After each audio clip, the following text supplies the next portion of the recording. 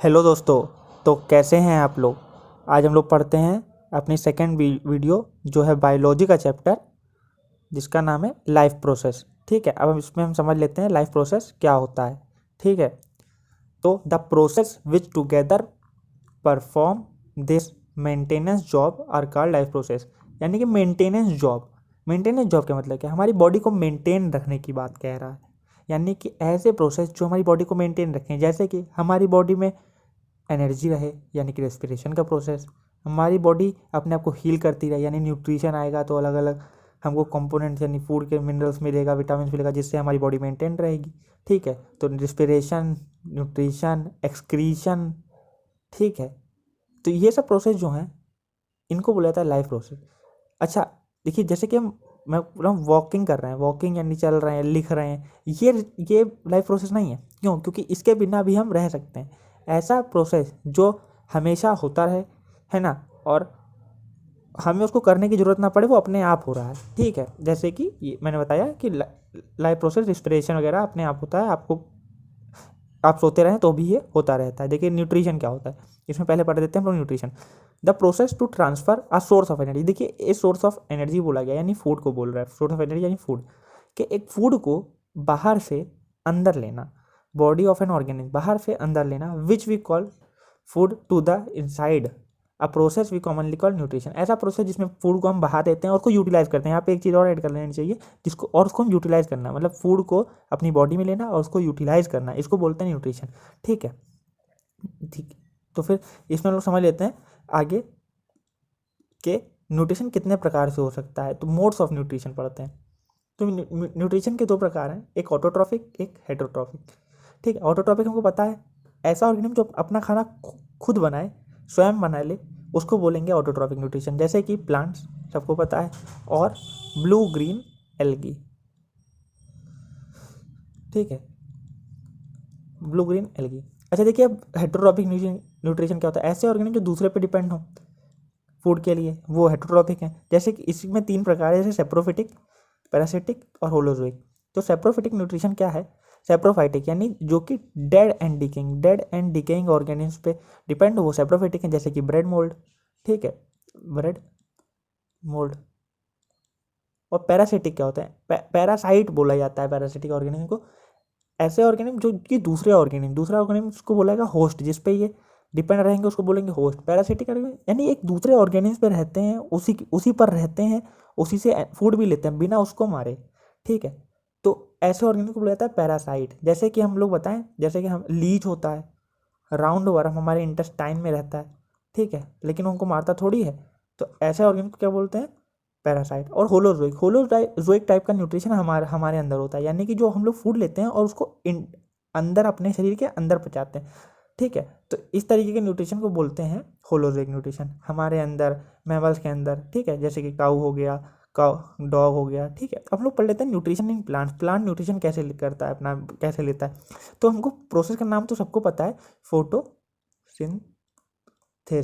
Photosynthesis के process से plant अपना न्यूट्रिशन बनाता है। जैसे कि जहाँ पे देखिए कार्बन डाइऑक्साइड नेचर में अवेलेबल रहता है, देखिए यहाँ पे लिखा है carbon dioxide from the environment और water and minerals from the soil. देखिए कार्बन डाइऑक्साइड और वाटर अवेलेबल रहता है, सनलाइट भी अवेलेबल रहती है। तो ये इससे क्या करता है, कार्बन डाइऑक्साइड और वाटर से मिलके सनलाइट के प्रेजेंट में क्लोरोफिल भी रहता है पत्तियों में, तो ग्लूकोज बनाता है। और ग्लूकोज देखिए वो सारे प्लांट टिश्यूज को भेज देता है, glucose to the plant tissues, और फिर बनता है ऑक्सीजन। ऑक्सीजन भी वो इन्वायरमेंट में छोड़ देता है। इस प्रोसेस को क्या बोलते हैं, फोटोसिंथेसिस। और इस तरीके से प्लांट अपना न्यूट्रिशन लेता है। ठीक है, अब हमको फोटोसिंथेसिस के बारे में कुछ समझ लेना है, इस फोटोसिंथेसिस प्रोसेस के बारे में कुछ समझ लेना है कि ये प्रोसेस क्या होता है और उसमें कौन कौन से मेन स्टेप है। ठीक है, तो सबसे पहले हमको समझना है लाइट एनर्जी जो कि होती है, जो कि हमको सन से मिलती है, वो ट्रैप कर ली जाती है क्लोरोफिल मॉलिक्यूल्स के द्वारा, जो कि लीव्स में होते हैं। ठीक है, तो क्लोरोफिल मॉलिक्यूल्स ने लाइट एनर्जी को ट्रैप कर लिया। अच्छा, अब देखिए लाइट एनर्जी होगा क्या, अब देखिए सेकंड स्टेप बहुत इंपॉर्टेंट है। ठीक है, ये लाइट एनर्जी जो है, जो कि क्लोरोफिल मॉलिक्यूल ने ट्रैप किया है, वो कन्वर्ट होगी केमिकल एनर्जी में। ठीक है, और ये केमिकल एनर्जी क्या करेगी, ये जो वाटर प्रेजेंट है, ये वाटर मॉलिक्यूल को तोड़ देगी। ये जो वाटर प्रेजेंट है, ये वाटर मॉलिक्यूल को तोड़ देगी हाइड्रोजन आयन में और ऑक्सीजन में। ठीक है, और ये रिएक्शन लाइट रिएक्शन बोला जाता है। क्यों? क्योंकि लाइट के प्रेजेंस में होता है, इसलिए लाइट रिएक्शन बोला जाता है। और फोटोकेमिकल फेज बोला जाता है। ठीक है, अब देखिए यहाँ पे वाटर को तोड़ दिया गया है। अब दूसरे पार्ट में क्या हुआ? तीसरे पार्ट में देखिए रिडक्शन ऑफ CO2। रिडक्शन का मतलब, यहाँ पे रिडक्शन का मतलब है कार्बन डाइऑक्साइड में हाइड्रोजन, ये देखिए जो हाइड्रोजन टूट के वाटर से हाइड्रोजन टूटा है ना, इसका यहाँ पे जुड़ना कार्बन डाइऑक्साइड से, इसको बोला जा रहा है रिडक्शन, यानी हाइड्रोजन के जुड़ना रिडक्शन होता है ना, तो इसलिए यहाँ पे बोला गया reduction of CO2 to carbohydrate, यानी कार्बन डाइऑक्साइड में हाइड्रोजन जुड़ के क्या बना लेगा? ग्लूकोज। ठीक है, इसलिए बोला गया कार्बोहाइड्रेट यानी ग्लूकोज। डार्क रिएक्शन और बायोसिंथेटिक, इसको डार्क रिएक्शन क्यों बोला गया? ये डार्क रिएक्शन कहलाया गया क्योंकि इसमें लाइट का कोई इन्वॉल्वमेंट नहीं है, इसलिए बोला गया डार्क रिएक्शन। और बायोसिंथेटिक फेज क्योंकि ग्लूकोज प्रोड्यूस कर रहा है, इसलिए बायोसिंथेटिक फेज बोला गया। अच्छा, अब ये जो फिगर है ये है क्लोरोप्लास्ट का, यानी साइट ऑफ फोटोसिंथेसिस का, यानी फोटोसिंथेसिस का प्रोसेस यहीं होता है। अच्छा, समझते हैं फोटोसिंथेसिस का प्रोसेस यहाँ पे कैसे हो रहा है। ये पूरी चीज़ को जो भी हमने पढ़ा इसको हम यहाँ समझ लेते हैं। देखिए ये जो एक लिखा है ये एक सिलेंडर टाइप का है, इसको बोला गया ग्रैनम। एक है तो ग्रैनम सारे मिल जाएंगे तो इसको ग्रैना बोलेंगे। ठीक है, और जिससे ये कनेक्ट है इसको बोलेंगे स्ट्रोमा लैमेली। ठीक है, स्ट्रोमा लैमेली। और देखिए ये पूरा जो नेटवर्क है, तो जो ये लाइट एनर्जी जो केमिकल एनर्जी में कन्वर्ट हो रही है और वाटर को दो भागों में तोड़ रही है, ये इन सारे चीज़ों में ये प्रोसेस होता है। ये सेकंड जो प्रोसेस है लाइट एनर्जी को केमिकल एनर्जी में कन्वर्ट होना और वाटर का टूटना, ये सारे इन सारी चीज़ों में होता है। ठीक है, तो ये वाटर यहाँ पे टूटा और फिर जो ग्लूकोज बना ये यहाँ पे बना, जो ये बाहर वाला जो, जैसे कि सेल में प्लाज्मा होता है, साइटोप्लाज्म होता है, वैसे ही यहाँ पे स्ट्रोमा है, तो जो ये ग्लूकोज बना स्ट्रोमा में बना। ठीक है, तो हमको ये याद रखना है कि कौन सा चीज़ कहाँ पे होता है। हाँ, अब हमको आगे समझ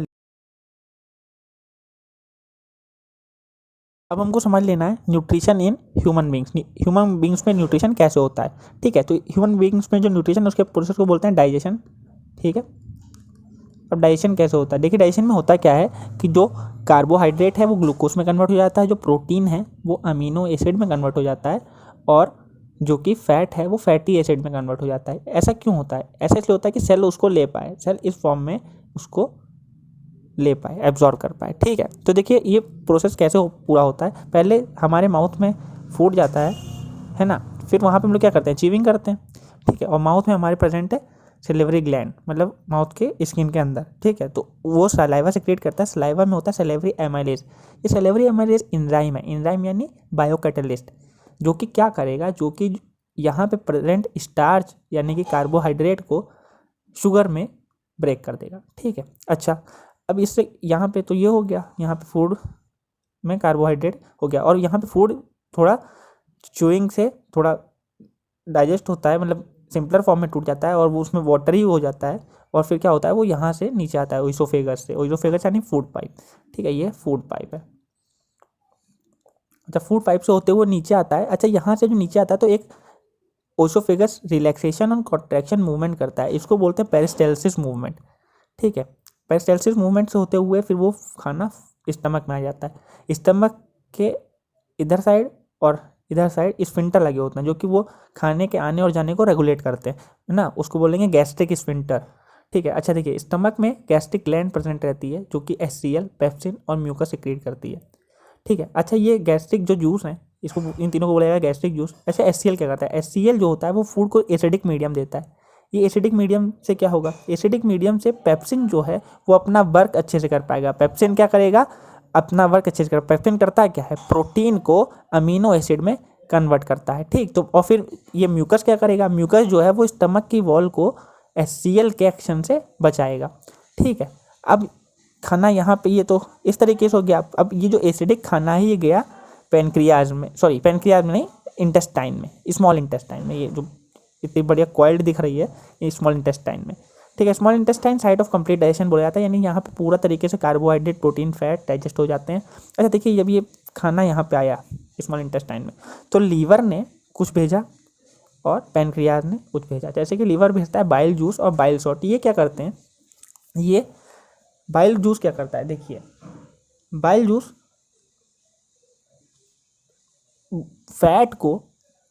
फैट ग्लोब्यूल्स को स्मॉलर मॉलिक्यूल्स में तोड़ता है। ठीक है, और इसी को बोला जाता है इमल्सिफिकेशन ऑफ फैट।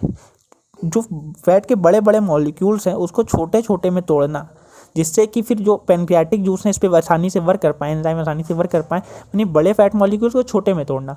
ठीक है, इसको बोला जाएगा इमल्सिफिकेशन ऑफ फैट। ठीक है, तो बाइल जूस का ये काम है।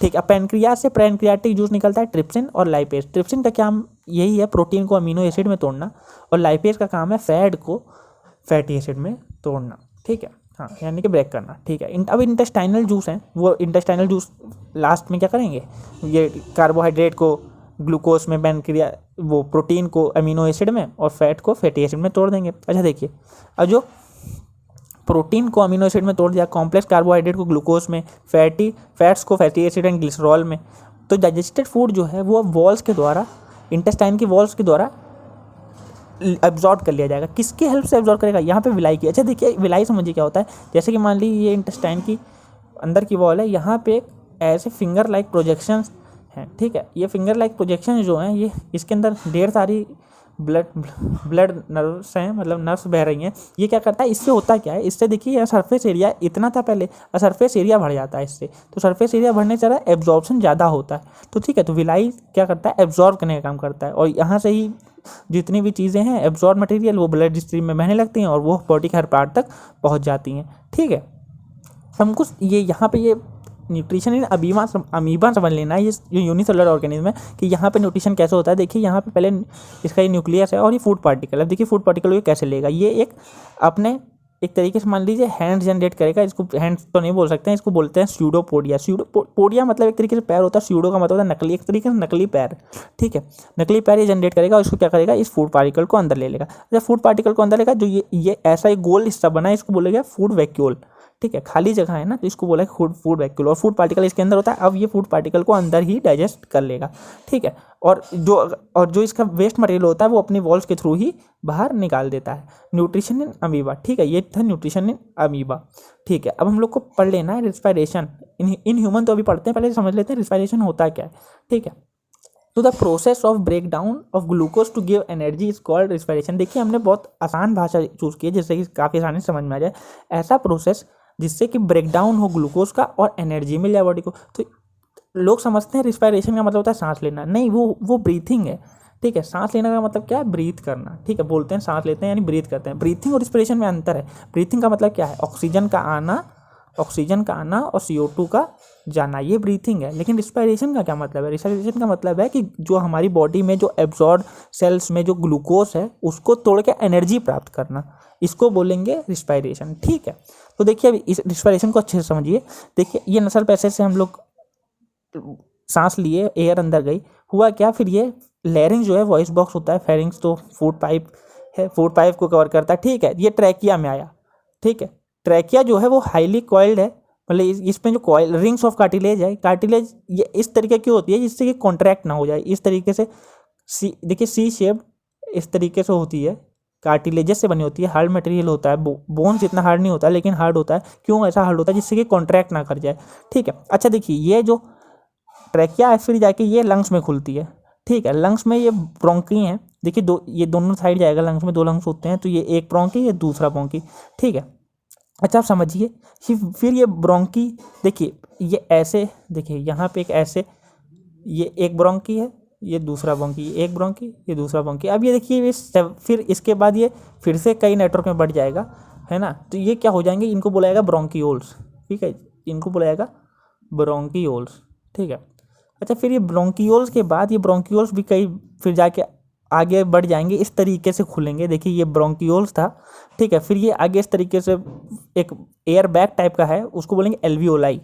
ठीक है, एल्वियोलाई ये यहाँ पे इसलिए बनाया गया कि इससे समझ पाए। एल्वियोलाई ये क्या करेगा, ये ऑक्सीजन को यहाँ तक लेके आएगा। ठीक है, अब देखिए ये नर्व्स के संपर्क में है।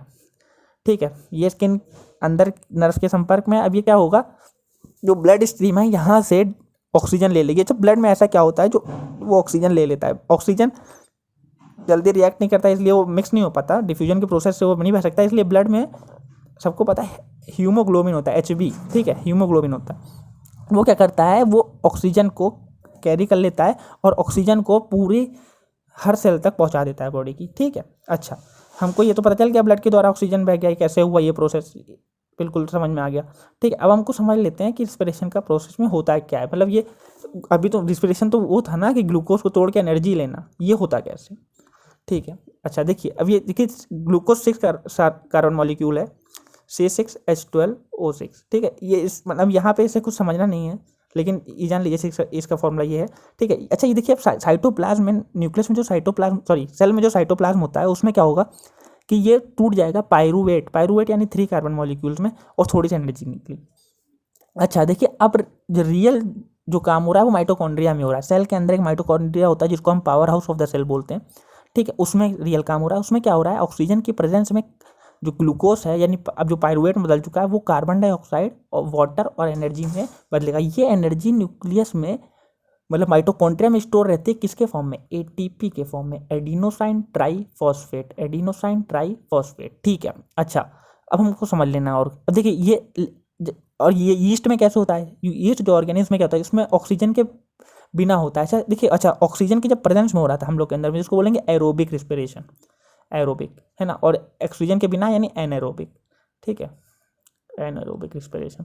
ठीक है, अब देखिए ईस्ट में क्या हुआ, एब्सेंस में तो क्या हो गया, इथेनॉल बन गया, कार्बन डाइऑक्साइड बन गया, पायरूवेट किसमें कन्वर्ट हुआ, इथेनॉल, कार्बन डाइऑक्साइड और एनर्जी निकली। ठीक है, अच्छा ये देखिए 2 कार्बन मॉलिक्यूल।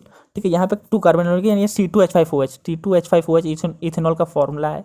ठीक है, ये इसमें कन्वर्ट हुआ है। ठीक है, हाँ तो हमको अब समझ लेना है। देखिए ये यहाँ पे क्या हो रहा है, ये हमारी मसल सेल है। देखिए जब हम कभी कभार बहुत ज़्यादा वर्कआउट कर लेते हैं या बहुत ज़्यादा दौड़ वगैरह लेते हैं, तो हमारे मसल सेल्स में ऑक्सीजन की कमी होने लगती है। इतनी जल्दी जल्दी ऑक्सीजन नहीं ले पाता, ज़्यादा ऑक्सीजन की ज़रूरत होती है तो जल्दी जल्दी ऑक्सीजन नहीं आ पाता है। इससे क्या होता है कि लैक ऑफ ऑक्सीजन की वजह से ये यहाँ पे लैक्टिक एसिड प्रोड्यूस हो जाता है। ठीक है, लैक्टिक एसिड प्रोड्यूस होता है और एनर्जी प्रोड्यूस होती है। ठीक है, तो हमारी बॉडी में लैक्टिक एसिड प्रोड्यूस होने से देखते हैं कि कई जगह क्रैम्प्स पड़ जाते हैं। ठीक है, हमारी बॉडी में कई जगह क्रैम्प्स आ जाते हैं। ठीक है, तो ये हम देखते हैं। अच्छा देखिए असल में हो क्या रहा है, देखिए जब ये एनर्जी निकल रही है ना, जब ये एनर्जी निकल रही है तो होता क्या है, एडीपी हमारी बॉडी में स्टोर रहता है। एडीपी में ये एनर्जी किस काम आती है, एक फॉस्फेट जोड़ने के काम। ठीक है, एडीपी में एक फॉस्फेट जुड़ जाता है तो देखो एडिनोसाइन डाइफॉस्फेट में एक फॉस्फेट जोड़ने के काम आती है ये एनर्जी। ठीक है, तो ये किस में बदल जाता है, एटीपी में। अच्छा अब ये एनर्जी तो इस लिंकेज के फॉर्म में स्टोर हुई ना, लेकिन तो जब हमको एनर्जी वापस से चाहिए होगा, अच्छे समझिए, जब हमको एनर्जी वापस से चाहिए होगा तो ये बॉन्ड टूटेगा और ये एनर्जी बाहर निकल जाएगी। ठीक, अब हमको समझ लेना है रिस्पिरेशन क्या होता है। देखिए हमको रिस्पिरेशन अब समझना है। जो प्लांट है वो फोटोसिंथेसिस के साथ साथ रिस्पिरेशन भी करता है। अच्छा अब हमको एक बात समझनी है कि जो प्लांट होता है, जो प्लांट है वो दिन के टाइम ज़्यादा ऑक्सीजन रिलीज़ करता है और रात के टाइम ज़्यादा कार्बन डाइऑक्साइड रिलीज़ करता है। अच्छा ऐसा क्यों हो रहा है समझिए, प्लांट रिस्पिरेशन भी करता है, फोटोसिंथेसिस भी करता है। अच्छा फोटोसिंथेसिस में ये क्या करेगा, CO2 लेगा और ऑक्सीजन निकालेगा। ठीक है, फोटोसिंथेसिस दिन के टाइम होता है, रात के टाइम ये बहुत कम हो जाता है या तो निग्लेजिबल हो जाता है। अच्छा रिस्पिरेशन तो ये दिन रात दोनों में करता है। देखिए रात में दिन में क्या करेगा, ऑक्सीजन रिस्पिरेशन में लेगा और कार्बन डाइऑक्साइड निकालेगा। ठीक है, अच्छा रिस्पिरेशन में बोला जाता है कि एक सवाल है, मतलब बोला जाता है कि प्लांट के पास रात के समय नहीं रहना चाहिए। ठीक है, रात के समय नहीं रहना चाहिए, ऐसा क्यों है, देखिए दिन के समय इसने फोटोसिंथेसिस के लिए ऑक्सीजन निकाला और कुछ ऑक्सीजन इसने यूज़ किया, पूरा नहीं यूज़ किया। क्यों, क्योंकि इसको ज़्यादा रिस्पिरेशन, ज़्यादा एनर्जी की ज़रूरत ही नहीं होती है। ये हम लोग के तरीके भागता दौड़ता थोड़ी नहीं है, तो इसको रेस्पिरेशन थोड़ी एनर्जी की ज़रूरत होती है, इसलिए इसने थोड़ा सा ऑक्सीजन ले लिया और कार्बन डाइऑक्साइड निकाल लिया। लेकिन रात में सिर्फ रिस्पिरेशन होगा और रात में ये फोटोसिंथेसिस करता नहीं है, इसलिए ऑक्सीजन निकालेगा ही नहीं, तो ये ऑक्सीजन कहाँ से लेगा फिर, ये अपना थोड़ी ना ऑक्सीजन निकाल रहा है। तो ये सराउंडिंग में जो ऑक्सीजन है, यानी कि यहाँ पे आसपास जो ऑक्सीजन है, ये उस ऑक्सीजन को लेगा फिर कार्बन डाइऑक्साइड रिलीज करेगा। अच्छा इसीलिए अगर कोई यहाँ पे इंसान है तो रात में उसको ऑक्सीजन लेने में प्रॉब्लम हो जाएगी, क्योंकि सारा ऑक्सीजन ये लेता है। इसलिए कहते हैं रात में पेड़ों से दूर रहना चाहिए। तो बस ये अपनी पहला पार्ट था इस चैप्टर का, इसके बाद दूसरा पार्ट जरूर देखिएगा, है ना, अच्छे से बहुत समझाएंगे। और प्लीज़ लाइक करिए, सब्सक्राइब करिए अगर आपको ये वीडियो अच्छा लगता है, और शेयर भी जरूर करिएगा। Thank you for watching my video, that's it for today, till then take care, bye bye.